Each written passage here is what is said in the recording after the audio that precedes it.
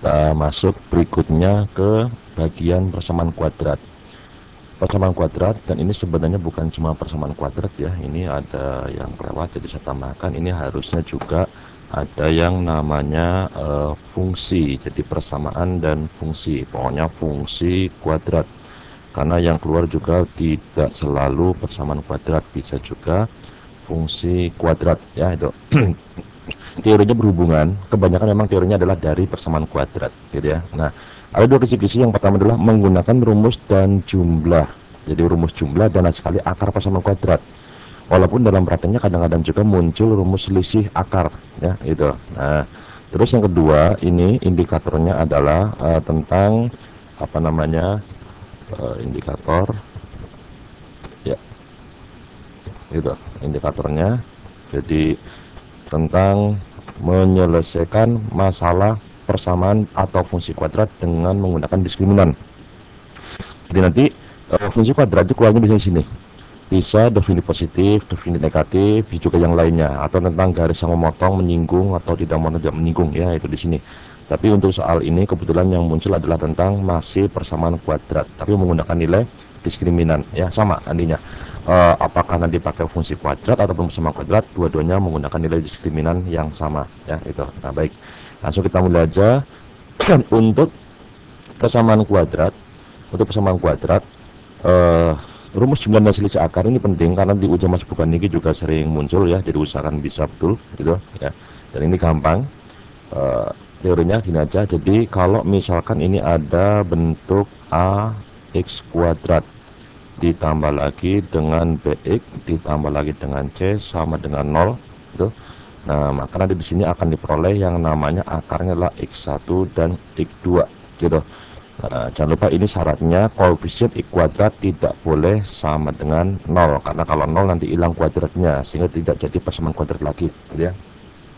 Dan di sini koefisien ABC nggak pakai huruf kecil, pakai huruf besar, karena kadang-kadang di soal muncul huruf ABC huruf kecil tapi posisinya tidak seperti pada rumus, bisa membingungkan. Maka untuk membedakannya saya ganti dengan huruf besar aja gitu ya. Nah ini teorinya. Yang pertama adalah dijumlah ya, nah, kemudian dikalikan x1 kali x2. Ini rumusnya adalah min b per a, min b per a, kemudian ini adalah c per a gitu ya. Nah, kalau selisih ini barangkali saja muncul atau mungkin di tempat lain, di tes lain dibutuhkan ya, ini sama dengan akar D dibagi dengan A. D itu apa? Nilai diskriminan. D nya adalah B kuadrat min 4AC gitu ya. Nah ini karena ini pengurangan, maka nilainya juga bisa negatif, bisa juga positif. Maka ada yang menambahkan ini plus minus, ada juga menambahkan di sini kasih harga mutlak. Nah, itu terserah, nggak penting bagi saya gitu. Bebas mulai gitu ya gitu. Nah, sekarang ini langsung nomor 6. Yang diketahui ini ada persamaan kuadrat x kuadrat min p min 2x min 6 sama dengan 0, akarnya m sama n. Ya, ini gantinya x1 dan x2 gitu ya. Nah, diketahui ini m kuadrat plus 2mn plus n kuadrat sama dengan 9. Ya, ditanya p-nya berapa. Kalau pengen tahu nilai p ya berarti bikin persamaan dengan variabel p. Satu variabel itu persamaan ya, itu arahnya ke situ. Tapi di sini kan ada akar, ada persamaan kuadrat, pasti arahnya ke penjumlahan dan perkalian ya, itu kemungkinannya itu paling besar ya, itu sangat jarang pengurangan gitu ya. Nah, terus nanti begini. Coba lihat dulu semuanya ini kira-kira istimewa nggak ini? Oh, ini ternyata istimewa ini. M kuadrat 2mn plus n kuadrat, ini kan sebenarnya adalah apa itu? M plus n di kuadrat sama dengan 9 gitu ya. Nah, terus apakah kalau ini kuadrat ini 9 bisa nggak kuadratnya dihilang jadi 3? Sebaiknya jangan, karena kalau dihilangin kuadratnya harusnya 3 atau min 3 harusnya ya. Nah, tapi nggak usah aja lah gini. Nah, sekarang gini, mn ada rumusnya kan, ini kan jumlah akar, jadi apa? Min b per a gitu ya. Nah, ini coba hanya berapa itu? 1 ya, ini jadi kalau nggak ada berarti 1. Sebenarnya ada satunya nih, yakin, swear ya, itu nggak percaya coba lihat lebih dalam lagi. Nah, muncul 1. Nah, gitu ya.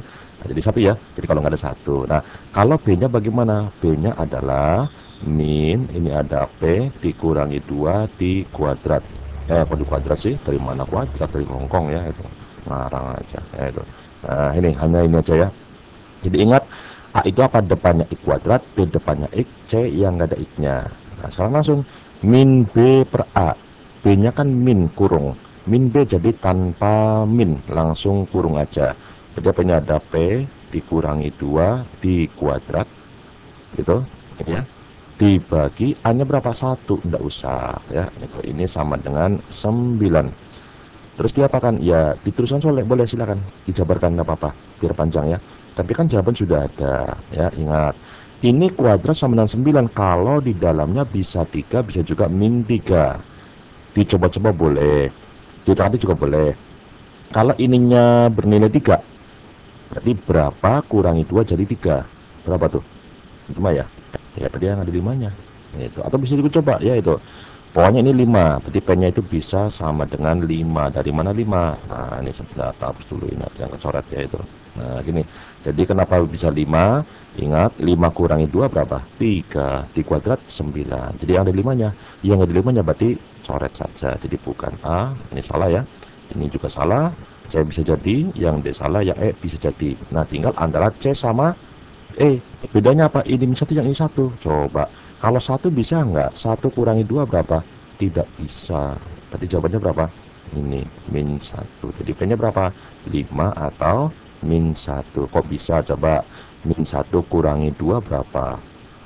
Kalau hitung min 1 kurangi 2 ya, min 1 kurangi 2, nah, ini min 1 dikurangi dengan 2 dikuadratkan, ini jadi berapa itu, min 3 di kuadrat jadinya berapa, 9, cocok gitu ya. Nah sudah gitu, dijabarkan juga boleh, silakan, nggak apa-apa ya gitu ya.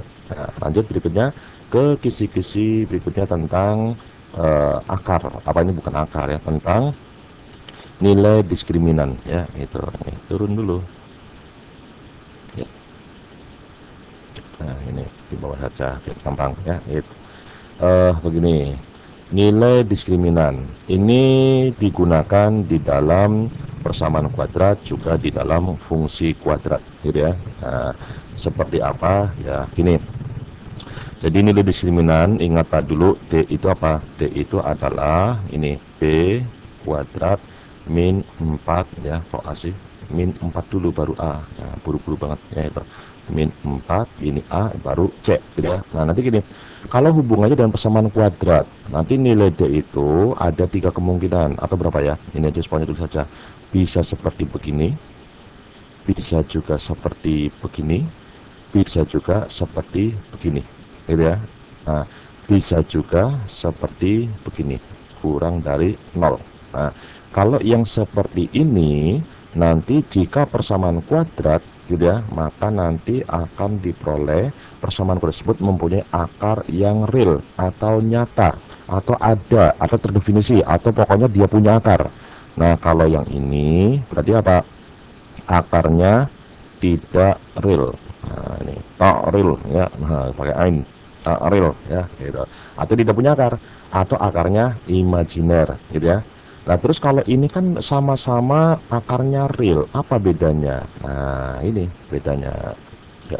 Jadi kan nanti akarnya ada x1, ada x2 gitu ya. Nah terus kalau ada sama dengan, maka nanti ini berarti Pak, akarnya sama, x1 dengan x2 sama. Jadi kalau ada 2 bilangan, kan 2 kemungkinan, bisa sama bisa beda.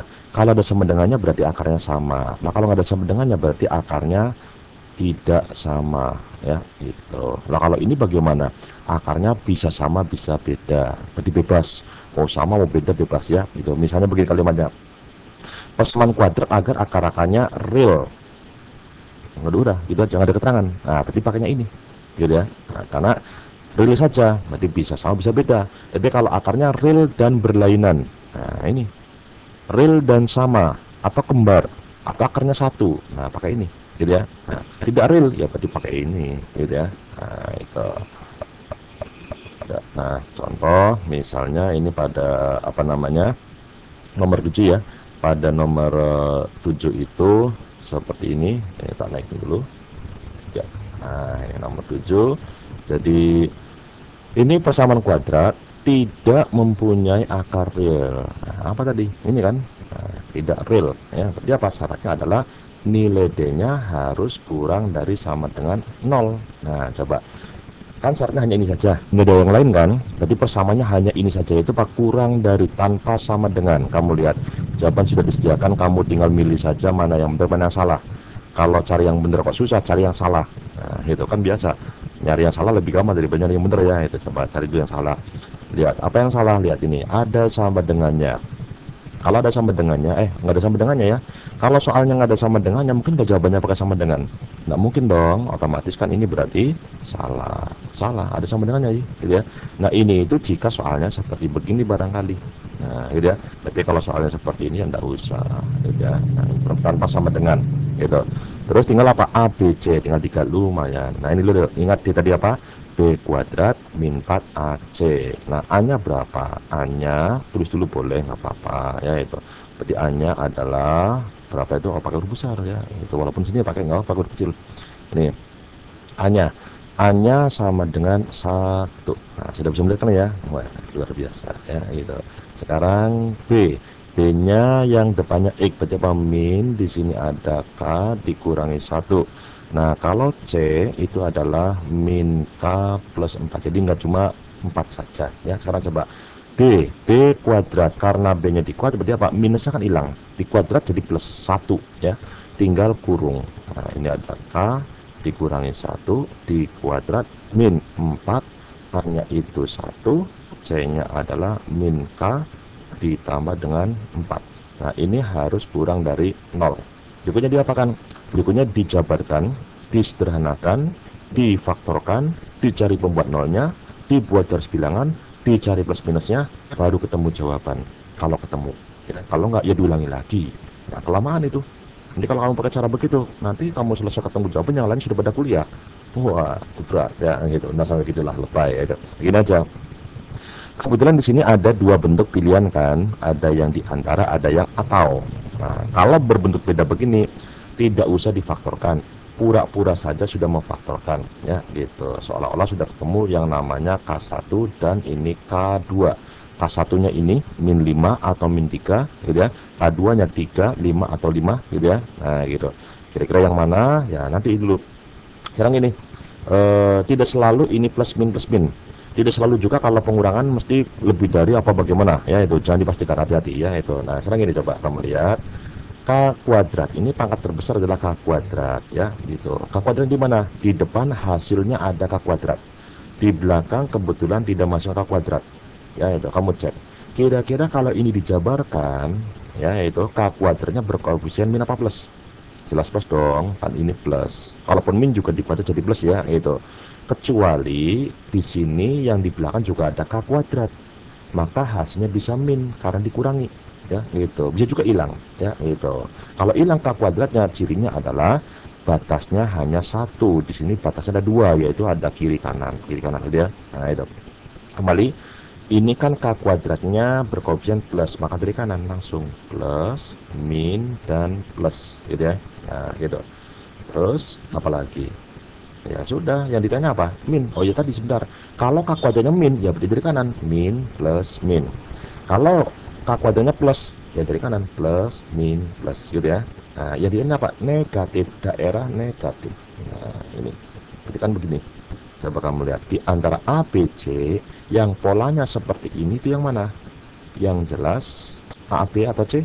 A, B atau C? Kalau A, B kan sama, C beda ya itu. Nah kira-kira yang pola begini tuh A, B atau C? Iya betul, yang A, B kan di antara 2 bilangan. C itu kan ini sebelah sini, sebelah kiri atau sebelah kanan gitu ya. Nah berarti kalau gitu salah lagi nih C. Jadi kalau nyari jawaban yang benar kok susah, cari yang salah. Nah lebih enak kan ya itu. Yang benar yang mana nggak tahu, yang salah wah sudah dapat 3 ya, itu lumayan gitu ya. Nah berikutnya apa? Sebenarnya boleh pakai K1 K2, cuma harus dijabarkan karena ABC nya nggak tahu ya. Nah ya sudah, gini aja, kamu ambil sebuah nilai K dari A atau dari B, terserah. Yang penting bilangannya di antara A sama B ada yang memet, ada yang tidak ya itu. Contoh, oh ya kalau bisa juga bilangnya gampang, jangan yang angel ya itu. Kalau yang gampang biasanya antara 0, 1 atau min 1 gitu ya. Nah itu Cuma di sini 0 ada, ini juga ada, 1 ada semua, min 1 juga ada semua. Ya sudah, ini aja. Kurang dari 3. Lo kenapa pakai yang plus? Sebelah kiri min, sebelah kanan plus. Nah, enak yang plus kan ya? Plus saja. Coba kurang dari 3 mulai berapa? 2, 1. Kurang dari 5 mulai 4, 3, 2, 1. Nah, yang beda apa? Di sini ada 4 sama 5. Di sini tidak ada. Di sini ada 4 sama 3. Di sini tidak ada 3. Tidak ada 4. Maka boleh kamu coba 3. Boleh kamu coba 4. Boleh juga 3,4 ya. Tapi angel, nggak usah lah 3 saja. Coba. Kalau 3 kita hitung benar atau salah. Masukkan 3 kurang 1, 2.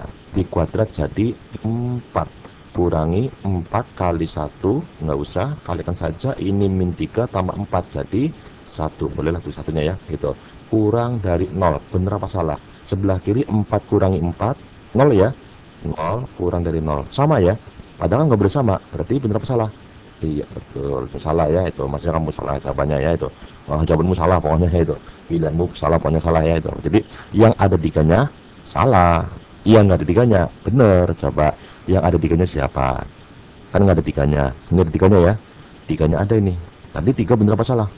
Salah. Berarti yang B bener apa salah? Salah. Berarti jawabannya H gitu ya. Nah jadi ini tekniknya. Jadi nggak cukup teori saja. Menjelang UN kamu cobalah pikirkan bagaimana caranya menghadapi soal pilihan ganda gitu ya.